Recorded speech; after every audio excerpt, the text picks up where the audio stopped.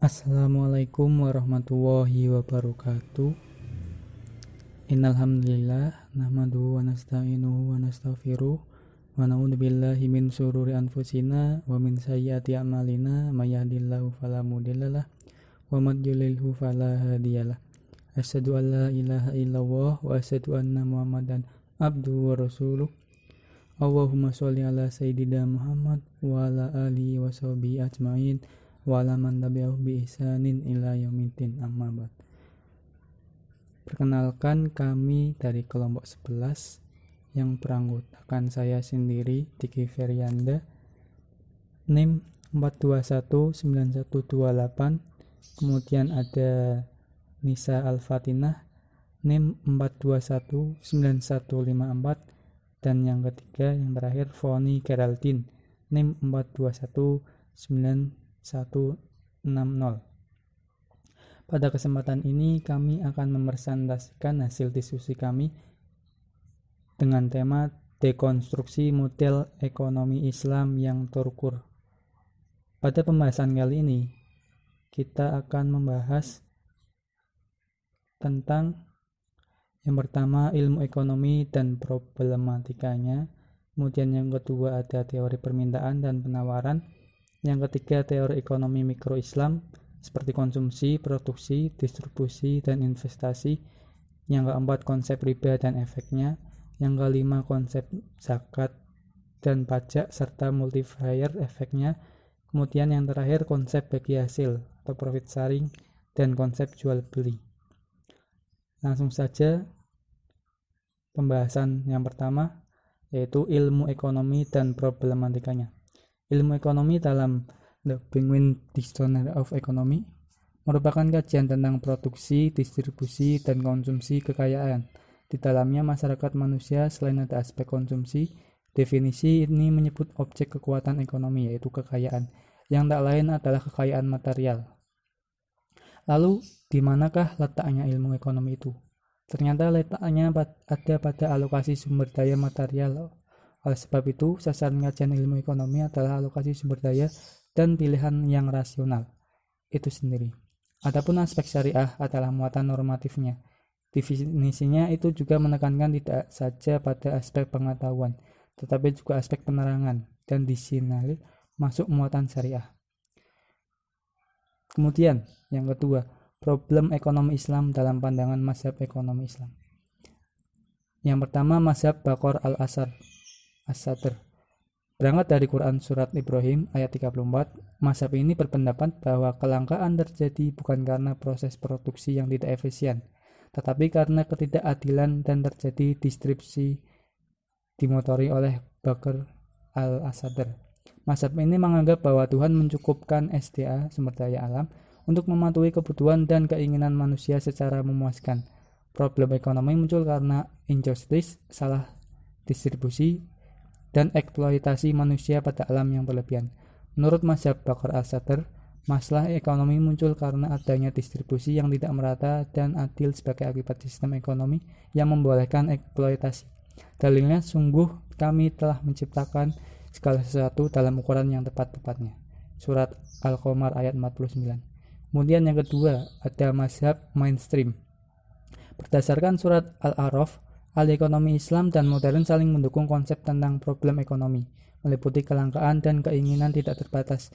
Menurut mazhab ini, dunia berada pada titik equilibrium, tetapi jika dihadapkan pada tempat dan waktu tertentu, terjadi kelangkaan sumber daya alam. Perbedaannya dengan ekonomi konvensional pada cara menyelesaikan masalah ekonomi tersebut. Dalam ekonomi Islam, pilihan dan skala prioritas ditentukan oleh Quran dan Sunnah, tidak bisa sesuai selera individu. Kemudian yang ketiga, yaitu mazhab alternatif kritis. Menurut Muhammad Arif, munculnya problem ekonomi disebabkan karena keterbatasan manusia membuat atau memproduksi sesuatu untuk memenuhi kebutuhannya. Mazhab alternatif kritis ini mengkritik dua mazhab sebelumnya. Islam pasti benar, tetapi ekonomi Islam belum tentu benar, karena ekonomi Islam adalah hasil tafsiran manusia atas Al-Quran dan hadis. Yang selanjutnya yaitu teori permintaan dan penawaran. Adapun perbedaan prinsip antara permintaan dan penawaran Islam dengan konvensional, yaitu menurut ekonomi konvensional, titik beratnya yaitu pada harga. Jika harga tinggi, maka permintaan akan turun. Begitu pula sebaliknya. Sedangkan dalam ekonomi Islam, ini dititikkan pada faidah, kemaslahatan atau manfaat suatu barang. Sedangkan harga bukanlah tinjauan dasar dalam ekonomi Islam, tapi sisi religiuslah yang menjadi patokan utama. Dalam hal-hal lebih diutamakan bukan rendahnya harga.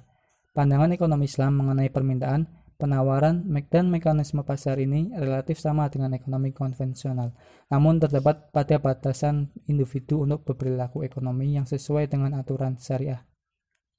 Oleh karena itu, harga sesuai dengan kekuatan penawaran dan permintaan pasar di pasar, maka harga barang tidak boleh diterapkan pemerintah, karena ketentuan harga tergantung pada hukum supply and demand.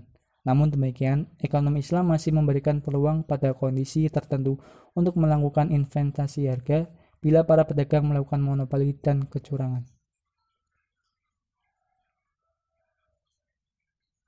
Mungkin cukup sekian dari saya. Selanjutnya akan dilanjut oleh Mbak Foni dengan pembahasan teori ekonomi mikro Islam. Teori ekonomi mikro. Ekonomi mikro adalah ilmu yang membahas tentang peran individu pelaku ekonomi, bagaimana rumah tangga dan perusahaan membuat keputusan, serta berinteraksi di dalam pasar tertentu. Teori harga. Proses pembentukan harga, faktor yang dapat mempengaruhi perubahan dan permintaan, hubungan harga, permintaan dan penawaran, serta konsep elastisitas. Teori produksi. Produksi yang menguntungkan konsumen. Faktor produksi yang harus dipilih produsen untuk mendapatkan untung maksimal, serta hubungan dengan biaya produksi dan jasa. Teori distribusi. Untuk melakukan analisis ekonomi mikro terkait dengan upah tenaga kerja, besarnya bunga yang harus dibayarkan kepada pemilik modal, dan keuntungan yang didapat produsen. Kemudian ada tujuan ekonomi mikro, yaitu membuat analisis pada mekanisme pasar yang akan membentuk harga relatif terhadap produk barang maupun jasa, dan menganalisis kegagalan pasar di saat memproduksi hasil yang efisien, serta menjelaskan kondisi teoritis yang diperlukan suatu pasar dengan persaingan sempurna. Kemudian ada konsep riba dan efeknya. Riba adalah adanya tambahan dalam suatu barang yang khusus, dan istilah ini digunakan pada dua bentuk riba, yaitu nasi'ah dan fadl. Dampak negatif riba bagi individu memberikan dampak negatif bagi akhlak dan jiwa pelakunya, dan mereka yang berinteraksi secara riba adalah individu yang secara alami memiliki sifat kikir, dada yang sempit, berhati keras, tamak akan kemewahan dunia, dan sifat hina lainnya. Ada pula dampak negatif pada masyarakat dan perekonomian. Riba menimbulkan permusuhan dan kebencian antara individu dan menumbuhkan fitnah. Masyarakat yang berinteraksi dengan riba adalah masyarakat yang miskin. Mereka tidak saling tolong-menolong dan membantu sesama. Dalil-dalil yang mengharamkan riba disebutkan dalam kitab Perjanjian Lama. Jika engkau meminjamkan harta kepada salah seorang dari kalangan bangsaku, yakinlah engkau bersikap seperti rentenir, dan janganlah engkau mengambil keuntungan dari piutangmu. Safarul Khuruj pasal 25 ayat 35. Dinukil dari Firdaus Sunnah 3:130. Masih dalam kitab yang disebutkan, apabila saudara-saudara sekalian sedang kesulitan, maka bantuilah dia, janganlah dia mengambil keuntungan dan manfaat darinya. Safarul Khuruj pasal 25 ayat dinukil Firdaus Sunnah 130. Konsep zakat dan motif lahirnya. Zakat adalah nama dari suatu bentuk aktivitas mengeluarkan sejumlah porsi tertentu dan harta yang telah sampai nisab atau batas maksimum dan cukup 1 tahun atau disebut haul untuk dibagikan kepada golongan yang berhak menerimanya atau disebut mustahik. Zakat berarti pertumbuhan, karena memberikan hak fakir miskin dan lain-lain yang terdapat dalam harta benda kita. Akan terjadilah sirkulasi uang yang dalam masyarakat mengakibatkan berkembangnya fungsi uang itu dalam kehidupan perekonomian di masyarakat. Zakat sebagai multipliernya atau angka pengganda. Dalam sistem ekonomi konvensional, pendapatan yang diperoleh seseorang digunakan untuk kepentingan pribadinya, terutama untuk kebutuhan konsumsi. Pelaksanaan ibadah zakat, bila dilakukan secara sistematis dan terorganisasi, akan mampu memberikan efek pengganda yang tidak sedikit terhadap peningkatan pendapatan nasional suatu negara dikarenakan percepatan sirkulasi uang yang terjadi dalam perekonomian. Zakat dalam bentuk bantuan konsumtif yang diberikan kepada mustahik akan meningkatkan pendapatan mustahik, yang berarti daya beli mustahik tersebut atas suatu produk yang menjadi kebutuhannya akan meningkat pula. Peningkatan daya beli atas suatu produk ini akan berimbas pada peningkatan produksi perusahaan. Imbas dari peningkatan produksi adalah penambahan kapasitas produksi, yang hal ini berarti perusahaan akan menyerap tenaga kerja lebih banyak. Hal ini berarti tingkat pengangguran akan semakin berkurang. Sementara itu, di sisi lain, peningkatan produksi akan berakibat pada meningkatnya pajak yang dibayarkan kepada negara, baik pajak perusahaan, pajak pertambahan nilai, maupun pajak penghasilan.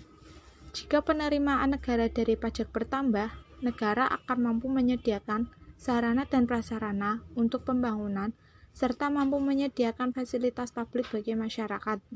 Walaupun bantuan yang diberikan dalam bentuk bantuan konsumtif saja, hal itu sudah mampu memberikan efek pengganda yang cukup signifikan. Apalagi zakat diberikan dalam bentuk bantuan produktif seperti modal kerja atau dana bergulir. Maka tentunya efek pengganda yang didapat akan lebih besar lagi dalam suatu perekonomian, dikarenakan zakat memberikan efek 2 kali lipat lebih banyak dibandingkan zakat dalam bentuk bantuan konsumtif. Selanjutnya, konsep bagi hasil dan jual beli dalam Islam. Bagi hasil adalah bentuk perjanjian kerjasama antara investor dan manajer modal atau pengusaha dengan melakukan kegiatan bisnis ekonomi, dan di antara mereka keuntungan diperoleh dalam bisnis. Bagi hasil merupakan bentuk dari perjanjian kerjasama antara pemodal atau investor dan pengelola modal atau entrepreneur dengan menjalankan kegiatan usaha ekonomi, di mana di antara keduanya akan terikat kontrak bahwa di dalam usaha tersebut, jika mendapat keuntungan akan dibagi kedua belah pihak sesuai dengan nisbah kesepakatan perjanjian di awal. Jenis kontrak bagi hasil ada 4, yaitu musyarakah, mudharabah, muzaroah, dan musaqah. Namun, pada penerapannya prinsip yang digunakan pada sistem bagi hasil, pada umumnya bank syariah menggunakan kontrak kerja sama pada akad musyarakah dan mudharabah. Selanjutnya ada jual beli. Dalam fikih sunnah, jual beli sendiri adalah tukar-menukar harta, apapun itu bentuknya, yang dilakukan mau sama mau atau sukarela atau proses mengalihkan hak milik harta pada orang lain dengan kompensasi atau imbalan tertentu. Syarat-syarat jual beli dalam Islam ada 4. Yang pertama, transaksi dilakukan dengan ridho dan sukarela. Kedua, barang bukan milik orang lain. Ketiga, larangan jual beli hasad. 4. Menjelaskan cacat barang. Sekian presentasi dari kelompok kami. Kurang lebihnya mohon maaf. Semoga apa yang kami sampaikan ini bisa bermanfaat bagi teman-teman sekalian. Akhirul kalam. Assalamualaikum warahmatullahi wabarakatuh.